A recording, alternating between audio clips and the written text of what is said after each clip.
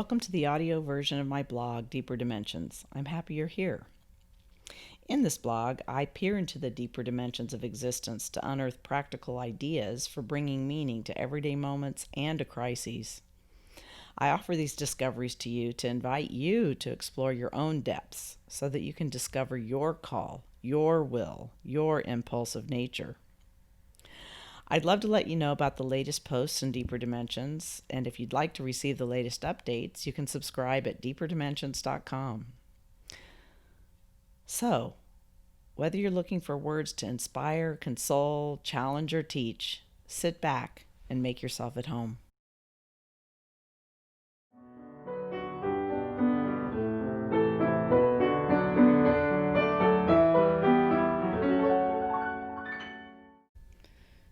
Grief within grief. What happens to grievers of profound loss when an entire community is grieving? This post opens with a quote from Stephanie Erickson, author of Companion Through the Darkness. Grief is a tidal wave that overtakes you, smashes down upon you with unimaginable force, sweeps you up into its darkness, where you tumble and crash against unidentifiable surfaces, only to be thrown out on an unknown beach, bruised, reshaped. What I remember about May of 1992 is the crushing weight of silence. A silence that pressed down hard on my chest during many a random afternoon as I sat inert, watching the clock hands move, while my 14-month-old son napped in his crib upstairs. During that same month, historic floods bore down on my city. People died, people lost their homes. Yet the destruction all around me barely registered in my awareness. My whole world had blasted apart. My husband had suddenly died in February, leaving me widowed at age 30 alone with a baby son. I was in searing pain, struggling for emotional survival. My singular, unique, personal grief was so intense that I didn't have the wherewithal to notice or join in collective grief about the floods. One of my clients describes a similar scenario in her life. Her teenage son died from a terrible terminal illness 2 days before the World Trade disaster on September 11, 2001. Her life was so wrecked that societal distress and trauma barely made an impression on her. When the bedrock of your life is shattered, grief and pain are so overwhelming and intense that there's no room to take in or respond to traumas outside the immediate center of your life.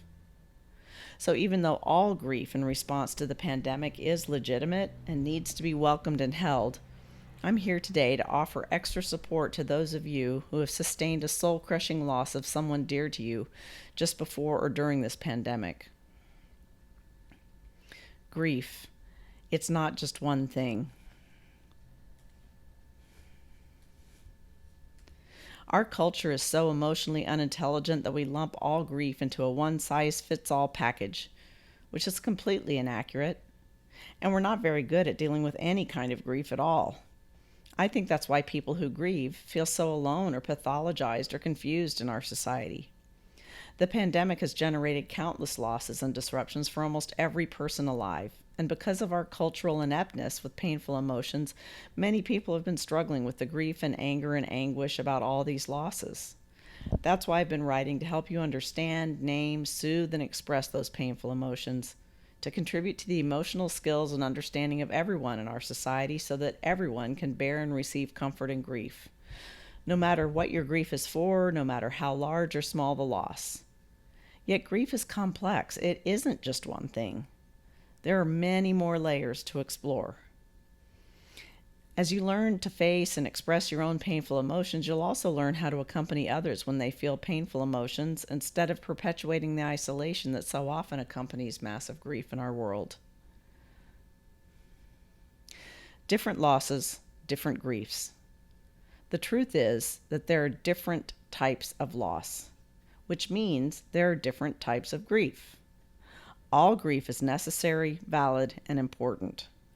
All grief expressed leads to the adaptive actions of seeking support, pulling in to heal, and softening into gratitude and compassion. Yet some losses pierce to the center of your being and shatter life as you know it.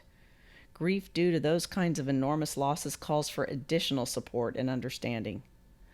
Note that I'm not saying that shattering grief is more deserving of support than other griefs. I don't think it's accurate or productive to rank the types of grief according to whose grief is more or less valid or more or less worthy of acknowledgement.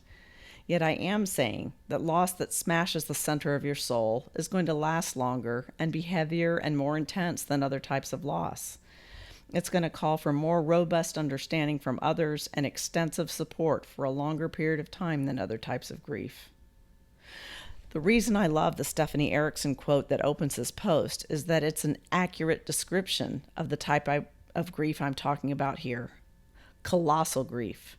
Grief over the loss of someone dear and precious to you. Grief over a loss that cuts close to the bone. Grief over traumatic loss or any loss that shakes the foundation of your being. I've written a lot about this kind of grief and will continue to write more. Here, let's explore how this specific type of massive grief might be generating specific experiences within coronavirus time. Contending with personal enormous grief in the midst of a pandemic. Above, my story and my client's story, where we couldn't attend to societal distress during our own times of grief, illustrate an aspect of this type of overwhelming grief. It's all-consuming. Personal loss of a close loved one can obliterate interest in anything outside your immediate circle of life. That type of grief can be so shattering that it can cause you to wonder why people who are dealing with grief over losses less central to their very soul are struggling. If you've lost a precious loved one recently, either before or in the midst of this pandemic, you might feel unempathic to a degree about the losses other people are experiencing right now that are due to something other than illness or death. Losses of vacations and graduations and restaurant outings. At least no one's dead. You might feel forgotten in your pain, as all the folks around you have become preoccupied with their own fear, grief, and discomfort about the pandemic-rendered chaos and uncertainty. Can't they see that you can hardly breathe? You might feel like an outsider because you can't fathom joining in the collective grief about societal issues while your personal grief is so huge. You see the news. You understand it's an out-of-the-ordinary time, but it barely makes a dent on you. You might feel crushingly disappointed and isolated if the pandemic has rendered you unable to host, participate in, or receive traditional grief rituals, such as funerals, memorial services, or wakes, or the outpouring of food, hugs, visits, or dinner invitations. Loss is bad enough. Add these layers of loss upon loss, and life starts to feel cruel. Please know that every one of these responses makes sense. When you lose someone who's central to your daily life, or you lose someone in a traumatic way, or you lose a young person outside the natural order of life, grief can overtake your entire being for a very long time. Little else matters. Why? Because losses of this magnitude shove you into survival mode. Every single breath takes work. Plus, not only are you dealing with the loss of your loved one, you're also required to rebuild and reorganize the very ground upon which your entire life is built. Every ordinary routine is pulverized. When you're struggling to survive, emotionally if not physically, it takes heroic energy to keep living. When you're fashioning a new life from the ground up, all while experiencing wrenching, perhaps unfamiliar and overwhelming emotions, it's hard to focus on anything beyond putting one foot in front of the other. All the tools I offered in the Bearing Souls series are designed to help you with your emotions, even in the midst of this vast kind of grief.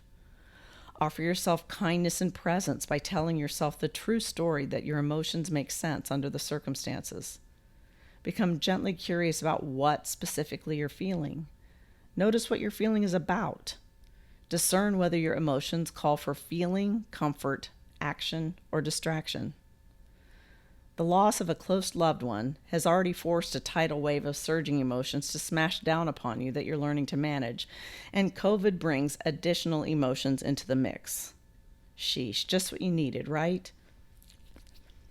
As with all the emotions explored in the Bearing Your Soul series, being able to name what your emotions are and what they're about goes a long way toward being able to express and work with them.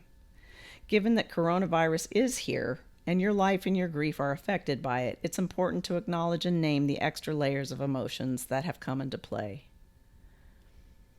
It bears repeating. Emotions such as the following are a real and normal part of experiencing the loss of a loved one during this crazy time of upheaval. Low empathy for, envy of, or anger at others experiencing less piercing losses at this time. Anger, despair, or sadness that you feel forgotten in the midst of everyone else's pandemic struggles. Confusion, loneliness, or ostracism from not joining in the societal suffering of the pandemic, and crushing disappointment, isolation, fury, loneliness, or despair about not being able to receive or participate in grief support and rituals in person. These emotions fit the circumstances. They warrant compassion and expression. They generate their own specific needs for feeling, comfort, action, or distraction. Permission for all of it. I've heard from quite a few of you who've been feeling like outsiders within enormous grief experiences during this time. One of the most important kinds of support humans need within grief is to feel met and held within their painful emotional experiences. I hope that my offering permission for these additional emotions, along with accurate naming of what these emotions are and are about, helps you to know that at least one other person on this planet understands, and that I'm bringing you some clarity, reassurance, and maybe even relief. And if you yourself are not going through this kind of loss, but you know someone who is, take a look at my post, How to Help Your Grieving Friend, 5 Truths About What Really Helps, for ideas about how to help your friend. Are you struggling with a big loss like this during COVID? Do these emotions fit with your experience? Are there other things you're feeling as well? I'd love to hear. As always, thanks for being here.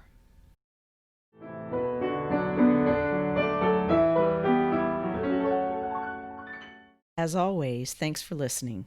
And if you'd like to subscribe, go to deeperdimensions.com. See you next week.